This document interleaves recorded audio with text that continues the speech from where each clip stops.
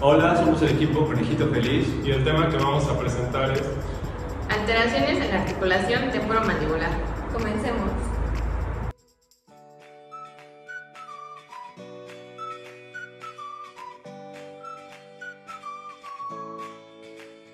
La articulación temporomandibular es un conjunto de estructuras anatómicas que establece una relación entre el hueso temporal y la mandíbula.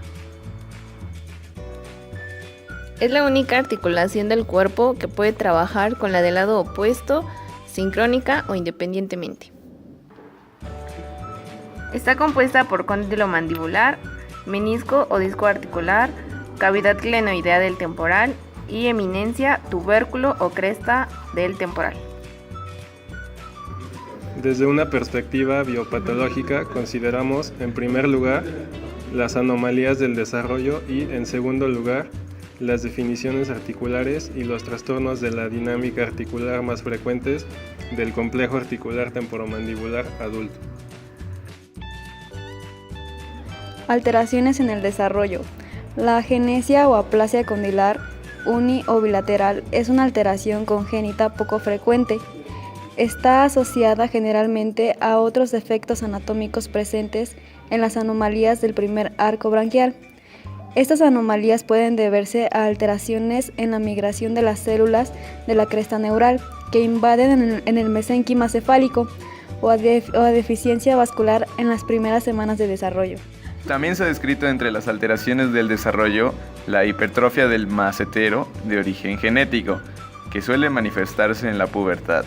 Dicha alteración se acompaña de una mandíbula micrógnata, que contrasta con el tamaño de la rama, pues el desarrollo muscular es el que determina un crecimiento excesivo del tejido óseo en las zonas de sus inserciones. Agenesia condilar. La agenesia del cóndilo mandibular está asociado a otros déficits como la apófisis coronoides. Esta anomalía suele formar parte de un síndrome hereditario y se manifiesta por una asimetría facial de origen mandibular y maloclusión dentaria severa. Se recomienda una cirugía temprana a partir de los 3 años de edad,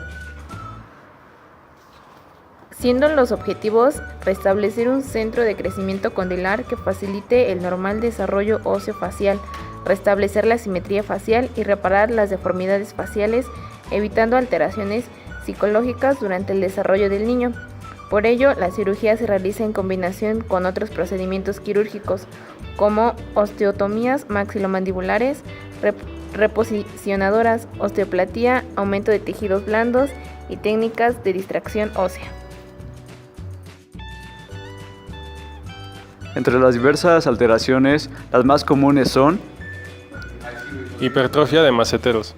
El músculo macetero es uno de los músculos faciales más importantes que intervienen en la masticación. En ocasiones, su masa muscular aumenta ocasionando lo que se conoce como hipertrofia del macetero. Este aumento de los maceteros produce a menudo una anatomía facial más cuadrada, con una mandíbula prominente que a veces es inestética. Su presentación es multifactorial, estando relacionada con el bruxismo y trastornos de articulación temporomandibular en la mayoría de los casos. Su incidencia es mayor entre la segunda y cuarta décadas de vida, sin predilección por sexo. hiperplasia condilar.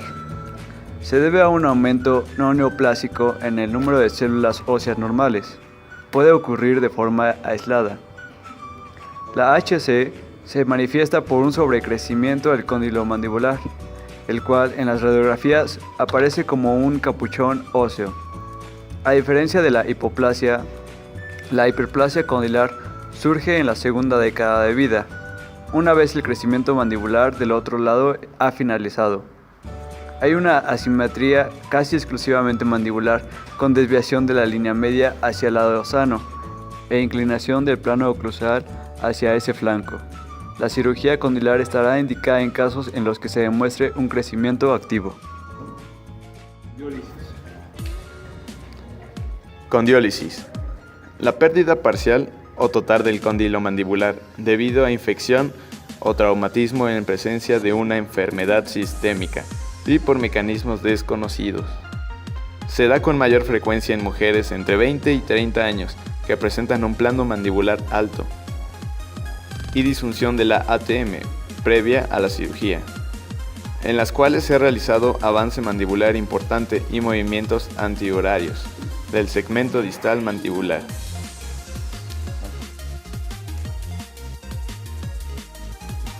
En los desórdenes del complejo articular temporomandibular, los síntomas de dolor y de sensación de molestia son los más importantes. El dolor y la presión podrían explicarse por alguna de las siguientes disfunciones. Cambios en la oclusión. Se origina por causas diversas que conducen a un desplazamiento de la relación disco-cóndilo y fosa mandibular. Esta interferencia provoca irritación de las áreas periféricas del disco asociadas a los receptores sensoriales. Inflamación. Se asocia a un incremento de fluido sinovial, el cual origina presión sobre la terminación nerviosa de los pliegues o vellosidades sinoviales, tal y como ocurre en el bruxismo por la sobrecarga funcional. Tensiones o contracturas musculares.